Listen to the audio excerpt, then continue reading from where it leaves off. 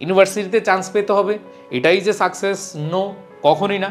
মানুষ institutional matter ছাড়াও অনেকেই, এই বিশ্বের অনেকেই আছে যাদের একাডেমিক অথবা ভালো গ্র্যাজুয়েশন নেই, বাট তারা অনেক ভালো করেছে।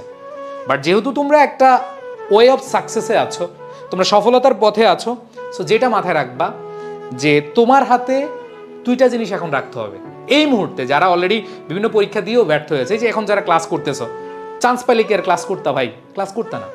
তোমরা এখন যারা এই জায়গায় আছো, এই মুহূর্তে আছো, তোমাদের মাথায় রাখতে হবে এখন থেকে তোমাদের টার্গেট এটা ফিক্সড করো যে আমি যেই কাজটা করব সেটা হচ্ছে ধৈর্যটাকে নিজের মধ্যে ধারণ করব।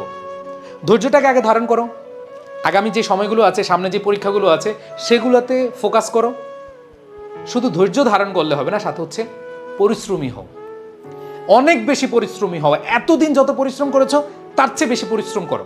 তুমি হতাশায় তোমার সময় নষ্ট করে দিবা, তুমি খালি উল্টাপাল্টা চিন্তা করবা, মানুষের কথা কি বলবে না বলবে শুনতেছো, নো, পেছনে কি হচ্ছে কিচ্ছু শোনার দরকার নেই। সামনেও আইসা যদি বলে তোমাকে, এই তুই চান্স পাইলি না কেন, তুই এটা করলি না কেন, ওই করলি না কেন, নো চান্স, স্কিপ ইট। তুমি জাস্ট দুইটা কাজ করো, ধৈর্য ধারণ করো আর পরিশ্রমী হও, ইনশাল্লাহ সফল হবাই হবাই হবাই ইনশাল্লাহ। এই জায়গাটা যদি ধরে রাখতে পারো, তোমার মধ্যে অনেক কিছু আছে, তুমি প্রমাণ করে দেখাতে পারবা। ঠিক আছে, তো আজকের ক্লাস আমরা এখানে শেষ করছি। সবার প্রতি শুভকামনা। নেক্সট ক্লাসে আবার দেখা হবে।